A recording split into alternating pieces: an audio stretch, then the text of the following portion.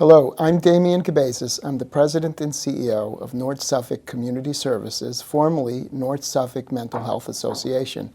We're thrilled this morning to be here with Yvonne Casteñeda. Yvonne is one of our newest board members, and she's our Director of Community Affairs at Boston College, and she's also a clinician as well as an author of Pork Belly Tacos with a Side of Anxiety, which we will be talking about today. Today is May 1st, which is Mental Health Awareness Month, and we are thrilled to be talking about her book.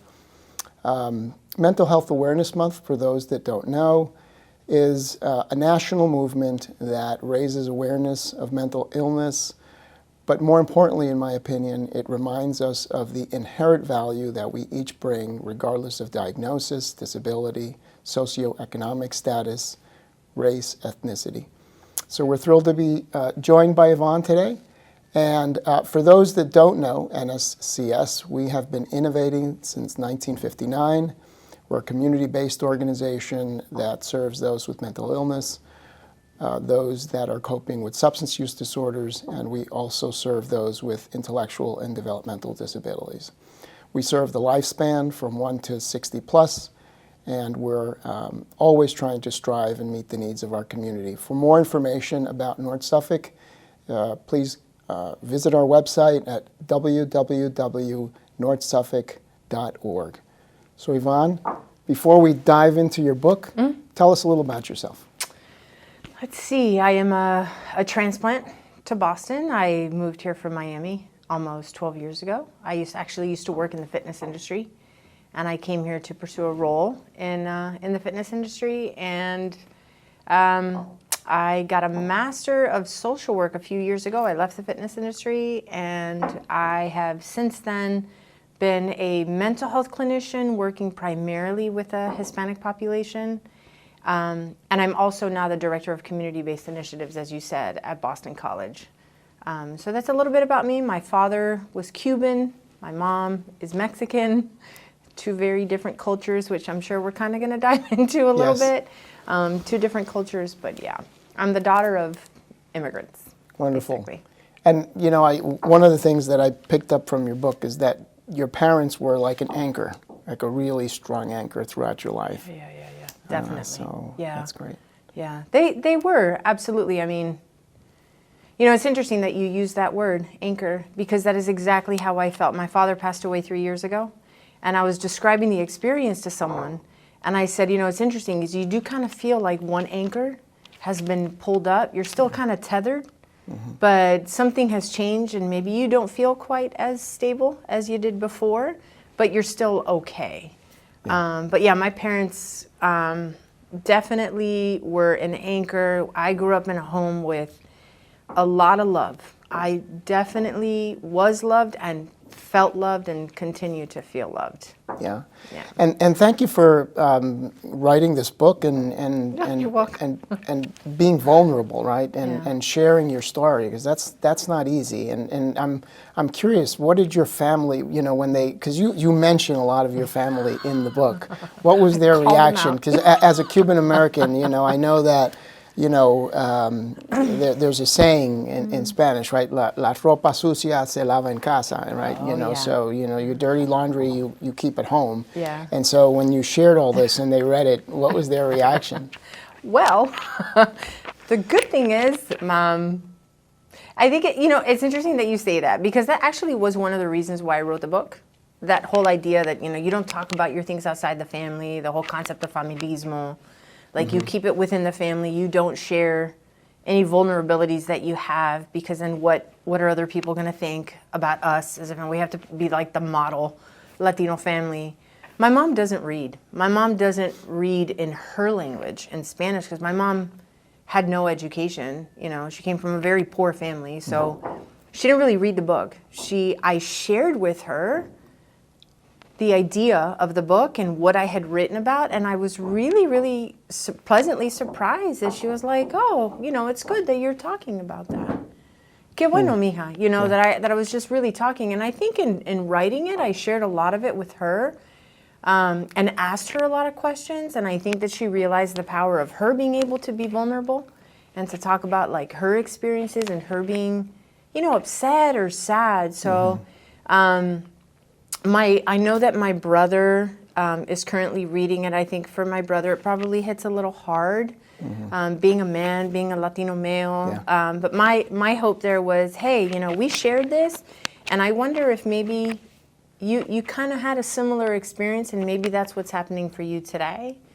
But other than that, I haven't necessarily had any family members call me like, I can't believe. But at the end of the day, I think that I wrote it, and I had to be very vulnerable. I had to be very honest because, as you know, in our culture, as in many cultures, many immigrant cultures, whether you're Italian, whether you're Indian, whether you're Asian, like I think that there is a lot of stigma around mental health. So I was like, you know what, I'm going to write about it. Maybe we decrease stigma just a little bit. Let's hope we so. make it okay. Yeah, let's hope so. Yeah. And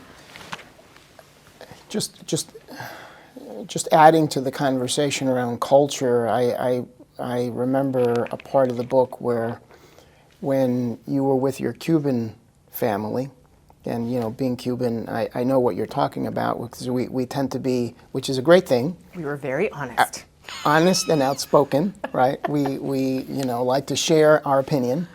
And you, just adding to the conversation, I remember one of the parts of the book is that you felt really pressured when you were around your Cuban family, where they were asking you questions around your weight and your appearance and that sort of thing. But yet, when you traveled and visited your family in Mexico, it was a very different experience, where they wanted to know you and not so much your appearance. Two worlds, completely. Definitely, as you said, Cubans were very opinionated. We don't even wait for people to ask our opinion. We're just going to tell you anyway. Yeah. And Damien, you being Cuban, I wonder if you could, if this resonates with you, is like a part of it is I wonder, having lived in a communist country, not being able to say what you really feel or what you really think. I think when they come to the United States, they're like, oh, it's on. I'm just going to say everything. Right. But I was definitely constantly criticized and often confused because, my aunt would say, oye, ya comiste, did you eat? You really need to eat. We made all this food. Right. And then simultaneously, like a few minutes later or a little while later, would say, oye, estás muy gorda, you're too fat. Like, you need to lose weight. So it was very confusing, certainly as a kid. 11, 12 years old, adolescence, when we're hyper aware of our bodies. And it wasn't just weight. It was your hair's a mess. Why are you wearing those pants? And so it was just, constantly. And I think the message I got there was your worth is wrapped up in your appearance. Like, this is how there's nothing about your internal space that we care about. Like, we're just looking at what you look like and what your achievements are. Right. What are your grades? And I went to Mexico. And I just remember they were, my family has been very poor, was very poor for a very long time.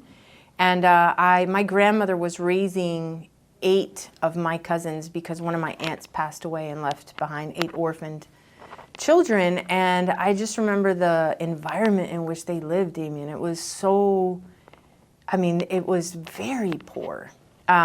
We're talking about food poverty. We're talking about worrying about shelter. And I just remember that never did they ever look at me and make a comment about my weight or my hair. They were just really curious about me as I was about them. And so I felt very safe and I felt very loved and I just felt home. And I always wanted to return to Mexico. I didn't see the poverty. I saw family. I saw connection and belonging. So it was just two very different cultures. Yeah. Absolutely. Yeah, and I just think in a broader context, appearance is important. Just in general, marketing, we see commercials all the time. And I think, that's part of what we're going to dive into. Yeah. Right, that pressure about appearance. So let's dive in. And, I love you have a lot of throwback terms to the, being the 80s. The 80s. I have, a lot of throwback terms that brought a lot of great memories. So, that was really good. But, being that this is May 1st, this is Mental Health Awareness Month. You know, in the author's note, you write, I am grateful for the way in which we as a society have become more mindful of our words, more considerate of others, and more compassionate toward those suffering mental illness and addiction. We have a long way to go, but I'm hopeful that we are headed in the right direction. I think the book came out in 2022? A year ago, yeah. So how do you feel about that still? Do you still believe we're headed in the right direction? I do. I really do. I mean, I think that we have made a lot of progress. And I also think that we have a lot of room to grow. Certainly in some cultures, in our culture specifically, I think a lot of what I see, and I don't know, you might see this in North Suffolk too, is the younger generations, the kids who were born here, raised here, like myself, but are now younger, maybe Gen Z and even younger than that, they are wanting to talk about their mental health. They're open about having anxiety. They want to talk about depression. They seek support. I worked in a high school last year, 1 day a week, and I was shocked at how many youth, boys and girls, wanted to talk to someone. And I thought, glory, hallelujah, you know, things are changing. And at the same time, I think that there is a generational divide. You know, I still think the older generations of Latinos specifically, and maybe this is true for other immigrant groups, but I know that the older are not as willing and as open to embrace mental health, or just to embrace the idea that it would be okay to talk to somebody. It doesn't mean you're crazy. It just means maybe you need to talk to somebody. So I saw a lot of conflict between mommy and papi, or mommy and like the teenage daughter that really wanted some support, you know? And so I think when I think about this book that I wrote, like, I think what my hope for it is and continues to be is I don't just want the 16-year-old to read it or the 21-year-old to read it. I want mom to read it too. And obviously that gets into a whole other challenge because it's in English, you know? Right. So if you're a publisher and you publish in Spanish, please contact me. And so, you know, if the book were translated and both generations could read it. So, but I do think we have made progress. I do. That's Mind good. you, social media, I feel like we get ahead and then social media takes people 30 steps back. Right. But I do think at least it's a conversation. So I raised the question because I do worry about the fact that when you hear about or see about these horrific incidences that are happening, the go-to is always around mental illness. And I'm hopeful that we can raise awareness during Mental Health Month to really differentiate between violence and mental illness, because there is a difference. So that's why I raised the question. Yeah, I mean, it's kind of alarming, right? The things that we see nowadays. And I think also the regrettable piece about this is that I don't know that there's enough awareness about mental health and specifically especially like severe mental illness and perhaps not enough training for police officers as well or for first responders to recognize this person is in psychosis, right? Like this person is experiencing psychosis versus, you know, the alternative to that. So again, it's all about moving towards that. At least we're having a conversation. Yeah, absolutely, absolutely. So let's dive into the book.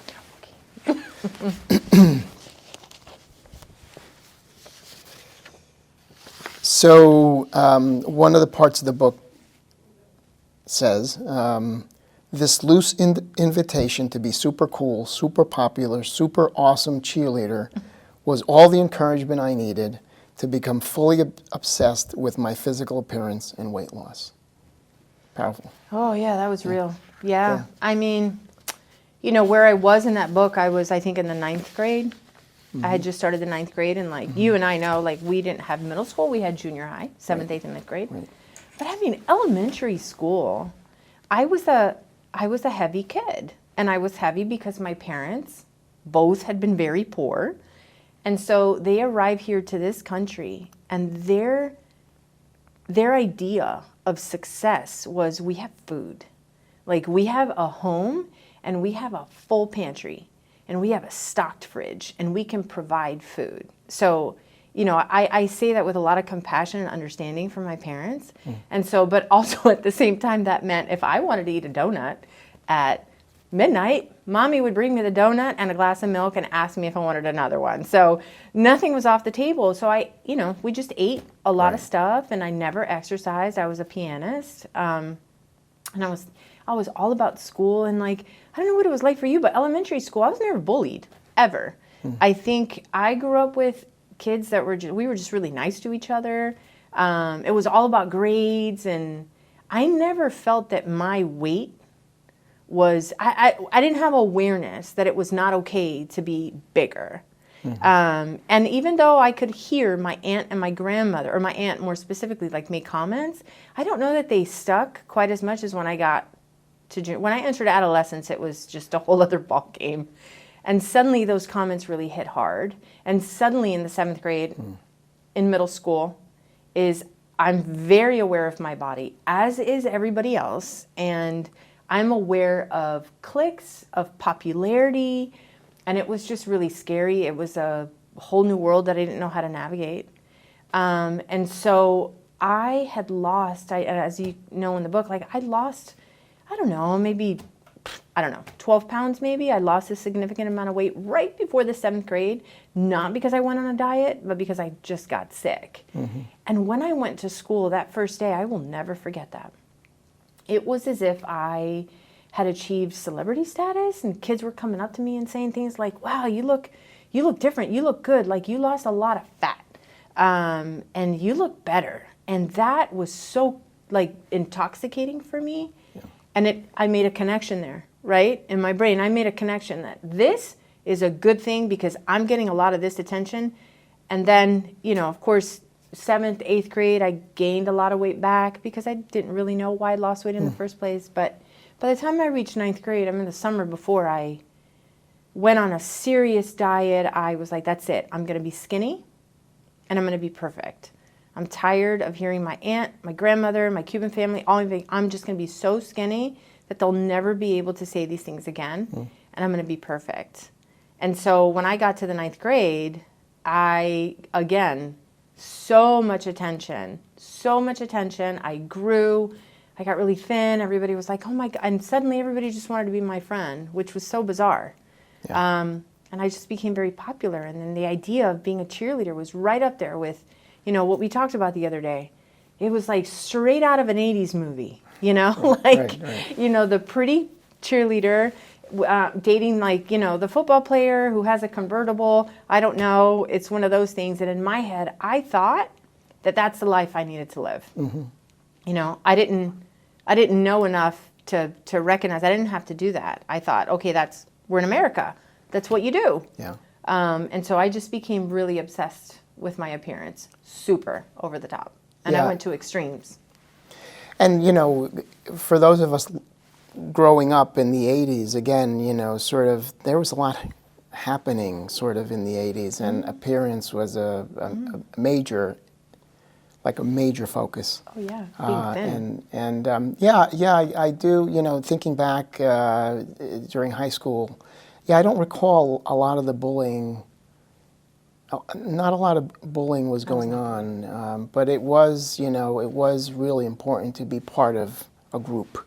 Oh, yeah. Especially a popular group. Oh, yeah. Cliques were everything. Yeah. I always tell people, you know, I wasn't bullied by any person. I mean, my relatives were kind of aggressive, but they weren't bullying me necessarily. That's just their culture. That's whatever. Yeah. But I always say I was still bullied by myself. I had like an internal bully at play that was incessant, you know, that was constantly bullying me on the inside. Like, you're not good enough. You need to be skinnier. You got to be better. You need to fit in. So it was really, really hard. Yeah. So another part of the book, you know, that said, you had sort of a moment in terms of your feelings. And you talk about, I'm sad, I'm mad, I'm hurt, I'm scared. My emotions manifested as stomach aches, as tightness in my chest, as impulsive overeating and insomnia, none of which I thought Mommy would understand, let alone know how to fix. So I clammed up and ate my way through the pantry. Yeah, so that was a little bit cheerleading just didn't work out for me simply because Yeah. I realized, thankfully, I just didn't like it. I'm like, I don't like cheering for anybody.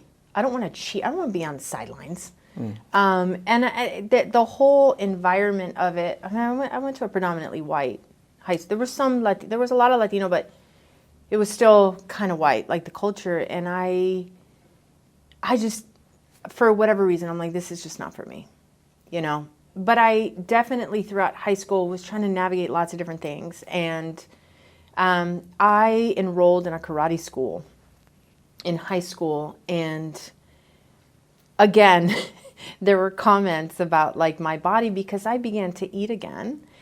And it's not like I gained 50 pounds. I gained some weight back, but it was just something that I was always aware of. Like gone was that innocence of just being in a room and not thinking about my thighs. I was always thinking about like my body and whether it was thin enough and hyper focused. And so I think, my sensei in karate was quite harsh. Made comments about my legs, my thighs, that I was too fat. And I think what that comment or that piece in the book where it comes from was I didn't have the words, Damien. Like, as you know, like growing up in a Latino family, there was no idea of what anxiety is or even those words were never heard in my house, neither anxiety or depression. And so I didn't have words to articulate my feelings.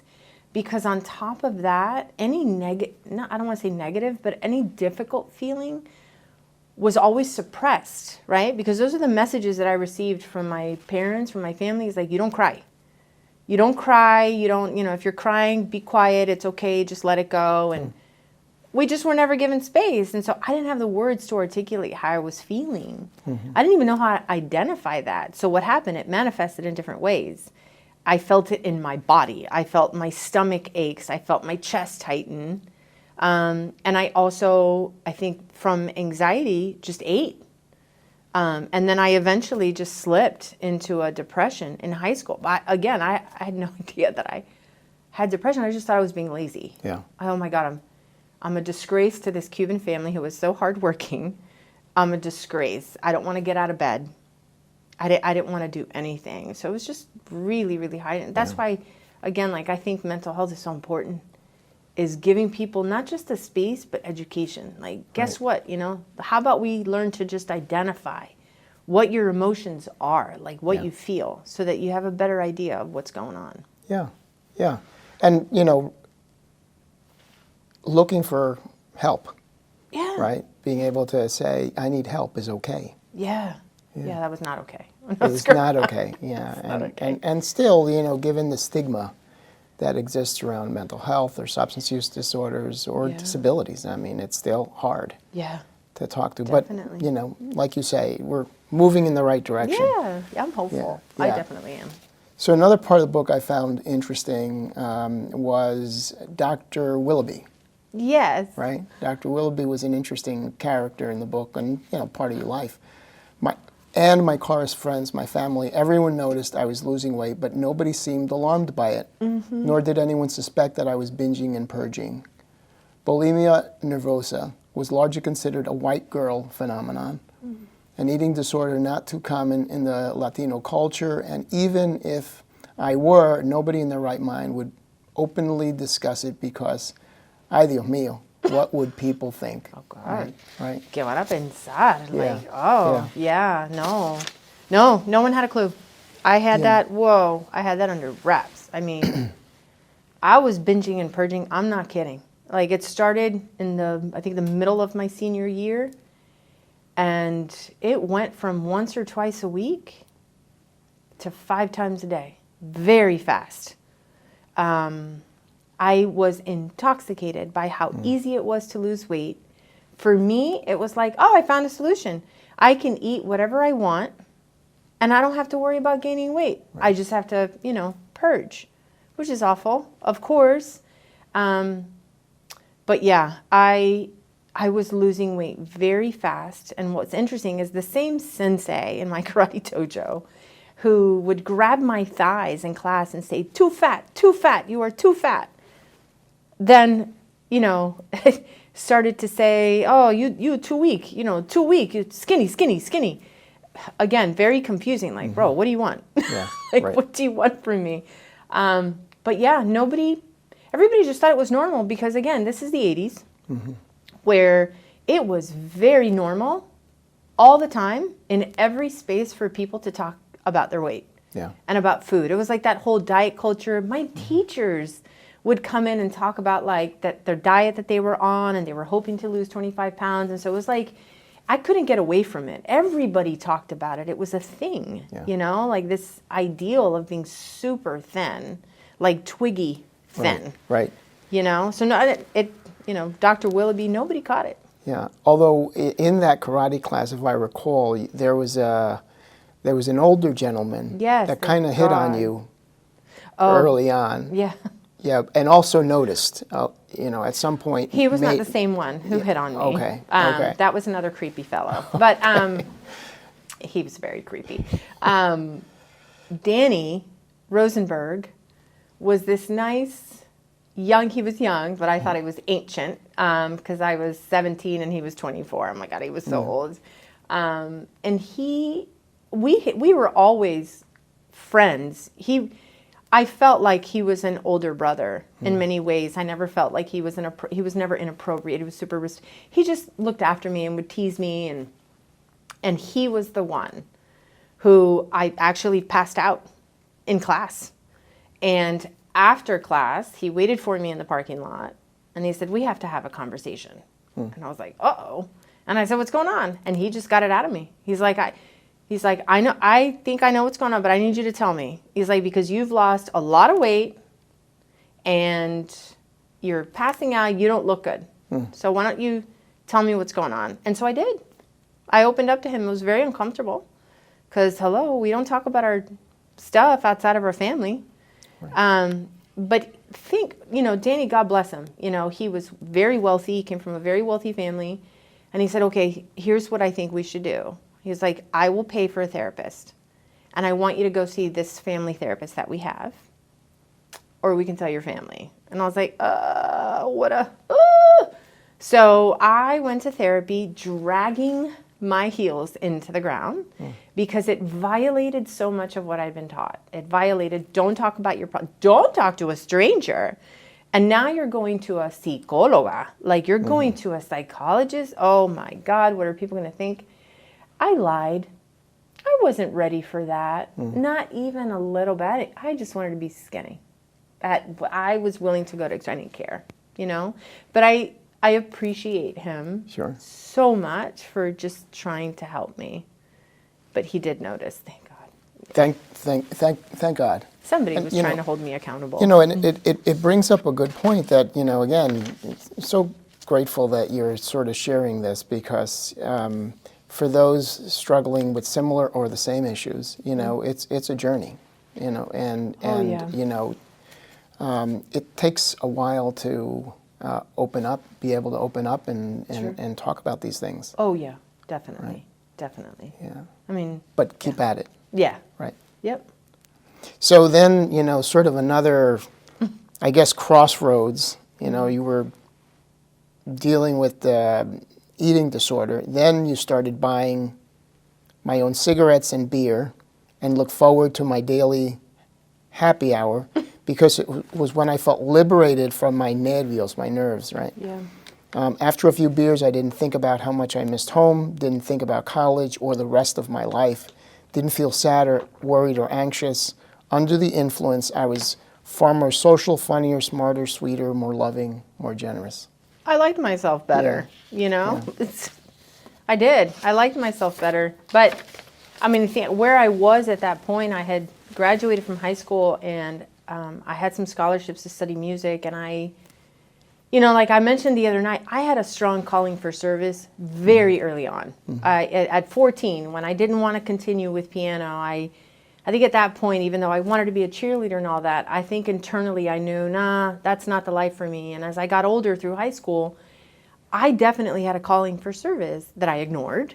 And so I went to Mexico with my family after I graduated with no agenda, but I ended up going with, I just want to stay here. I want to stay with my grandmother and my cousins because they accept me as is. They're not talking about my body.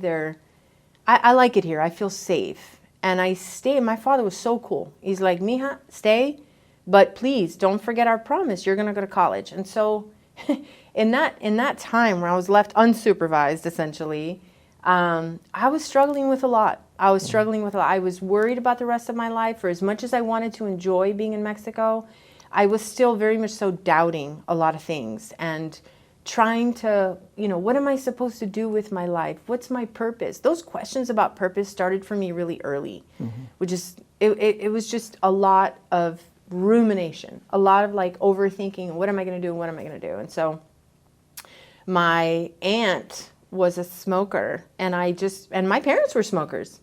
And I just remember watching my aunt, the way that she would get home from work and she would take off her shoes. She was like Sophia Loren. Like, she was so glamorous, and she would take off her shoes and she would light up a cigarette and take a drag and like blow it out and look so relaxed. And I remember thinking, oh, I kind of want that. And I just asked her, hey, can I have one of those? And that was the end. I started drinking, smoking. It was normal. In my family, it wasn't like such a big deal. We had a lot of alcoholism in our family. It just wasn't like, I did have one cousin that was like, what are your parents going to think? But I was like, I don't care. I'm 18. I'm living my life trying to be Miss Independent. But that became a pattern, right? That became an addiction. I wasn't blind to the fact that during the day when I felt a lot of anxiety, again, I didn't know it was anxiety. I felt I was out of control. I would binge and purge, and that would calm me down. But then thoughts would resurface, or I'd start to worry, or just feel a little awkward around my family. I just always felt like awkward. I don't know. There's no other word for it.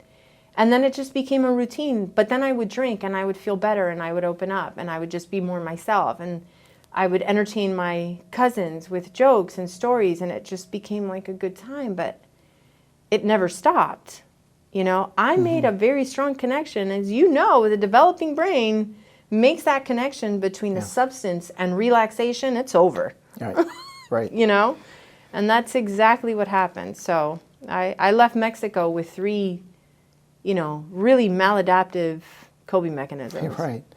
Well, and I think it's completely, I'm glad again that you raise awareness to this issue, because it's not uncommon at that age to sort of wonder, because you were also, I remember part of the book, you were also like, didn't have a life plan.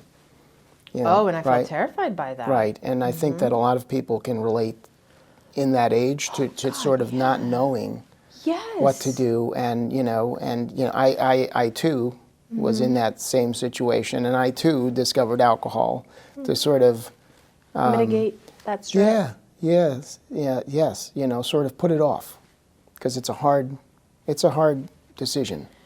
Well, it's a tall ask. Yeah, If I absolutely. could say anything, is like, how do you ask a 17-year-old to determine what they want to do with the rest of their life? That's mean. First of all, it's also very limiting. I think sometimes you got to shove us into, you got to go to college, and then after you graduate, you do this, and then you do that, and then you get married, and you have children, you buy a home, and blah, blah, blah, blah, blah. And it's like a whole plan that you're supposed to have. And I think, when I think about it now, I think at the end of the day, what happens is that we don't necessarily teach children. We're not taught to fully and utterly be in the present and trust it. Yeah. To just be there. Just be right here. Don't overthink the rest of your life. Like, this is where you are right now, and trust the moment. I was not taught that. And again, like, I understand my parents were poor. So what did they want for me and my brother? Safety and security. And for them, that was get an education and get a good job with benefits, a pension, and hopefully a salary where you don't have to clock in and out. That for them was the very definition of success in the American dream. Right. But I had a different calling. I had a different perspective on what I wanted or what I felt like I should do with my life. And so it was at odds with that. Yeah. And so for those that are listening in that age group, it's normal to be having those thoughts, having that anxiety about, what to do with the rest of your life. And it's not something you have You're to not figure alone. out. Yeah. You're not alone, and it's not something you have to figure out like Never know. tomorrow. Right? No. Takes a little while. No, I think that my book is like literally an example of how everything that you do in your life, every moment has a purpose.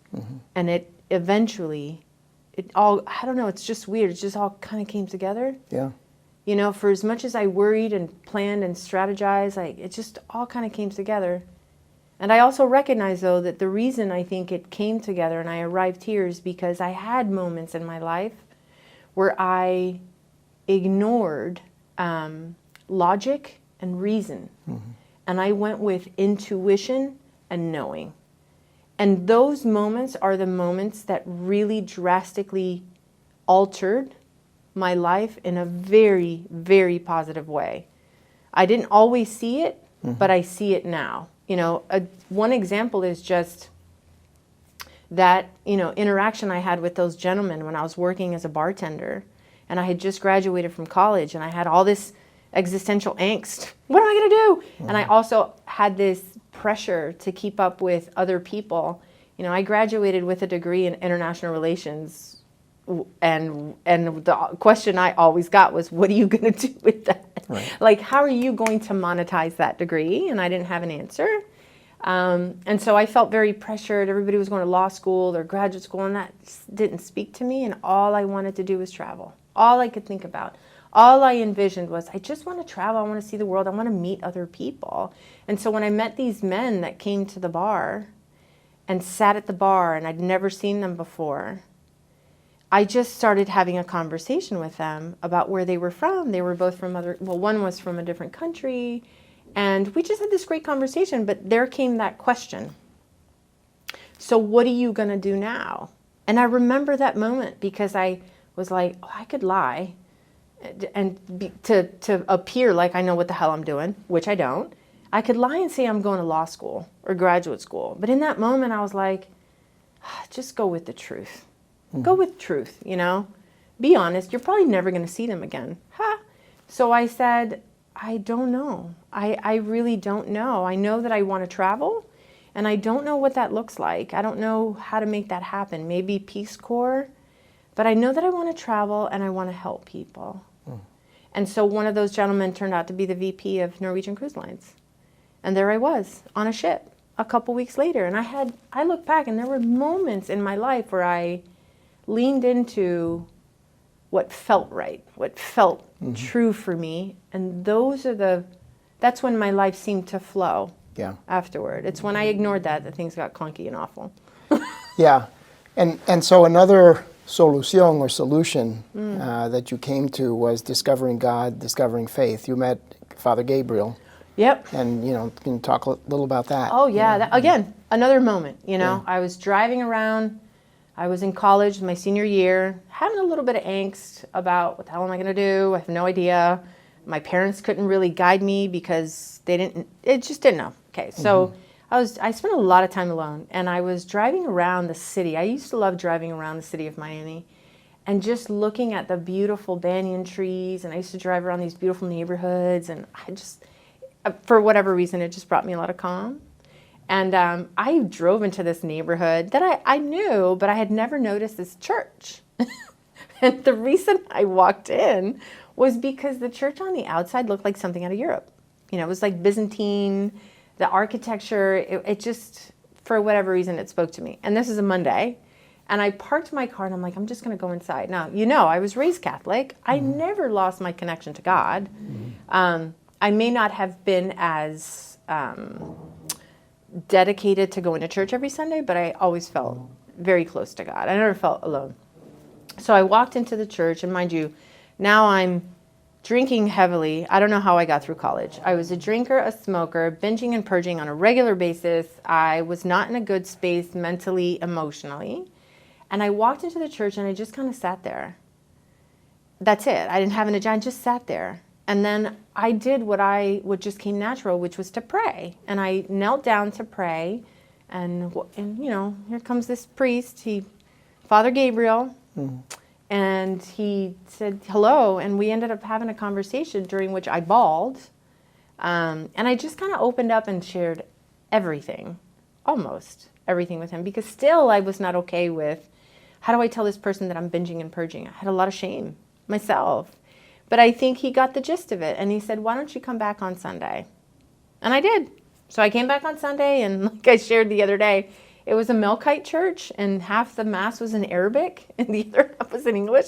So I ended up singing in Arabic in the choir, and I was like one of the only Latinos in that church. I met people from Lebanon and Syria. So in a way, it brought me like closer to other cultures. Mm-hmm. And so Father Gabriel became somebody that he kind of took me under his wing in a way.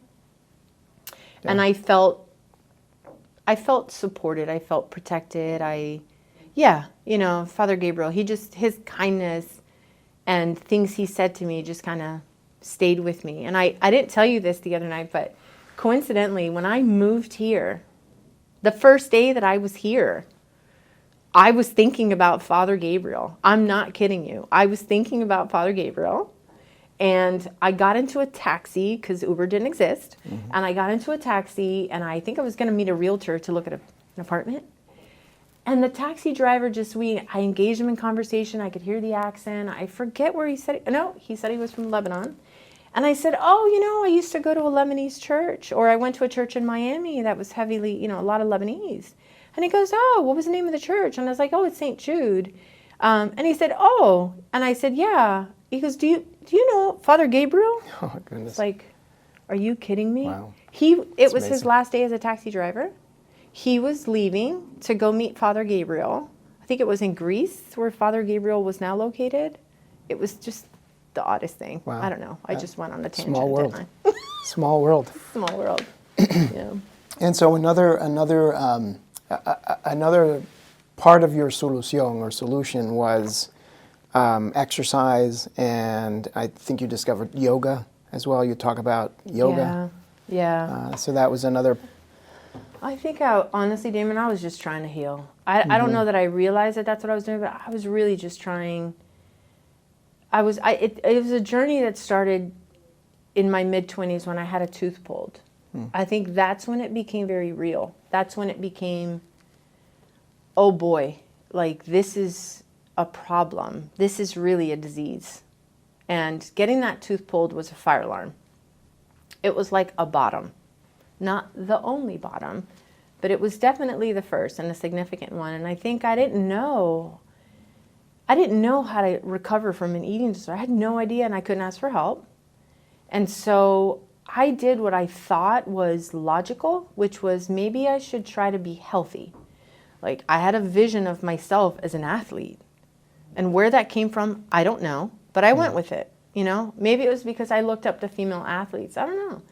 But I started to run, and then running became a little bit of a thing that helped me. And then it became another coping mechanism. And then exercise became another coping mechanism. It just became another thing that I was using to distract myself from myself. But it did have positive, benefits. But it was in that journey, I think, after I definitely felt things shift in my life in my mid-30s, yoga, again, was one of those things that didn't make sense as to why I was doing it. I had never taken a yoga class in my life. Never taken a yoga class. And suddenly, I'm working as a personal trainer at this point, or I think I was a manager at this point, and one of my clients brings me a flyer. And I had been thinking about yoga. And I remember I said to a yoga teacher in the gym, I said, Paul, what's up with yoga? I keep thinking about it. What's up with yoga? And he looked at me and he said, it's the end of suffering. And I was like, no, seriously, come on. And he's like, I'm serious. And for whatever reason, it just hit me. I still didn't do anything. Still thinking about yoga. In walks my client, puts a flyer on my desk and said, I saw this. And I thought maybe you would be interested in doing this. And it was a yoga teacher training. So I went through yoga teacher training, never having taken yoga, but it just made sense to me. I'm like, I'm going to do this because I think, Damien, at that point, and I talk about this a little in the book, is I felt like when I started as a trainer, it felt very connected to this idea that I wanted to help other people. It was about contribution, that I wanted to help people. And I felt being a trainer and using everything that I had gone through with an eating disorder and was still going through, that I could somehow help people in their journey. But what I realized right away was that I was only dealing with the physical, and people were coming to me with mental and emotional. I didn't have access to that. And I think I didn't have access to that for myself for many years. And so yoga was a way for me to peel back an onion, like peel back a layer of the onion. Well, let me try to get a little bit closer. And then from there, I became a life coach because I was just trying to get closer to understanding why. Like, why do we do the things that we do? Why did I do the things that I do? I want to understand myself better so that I can understand my clients better, so that I can help them. Right. And so that's kind of like why I went to yoga. But it was tremendous. I love yoga.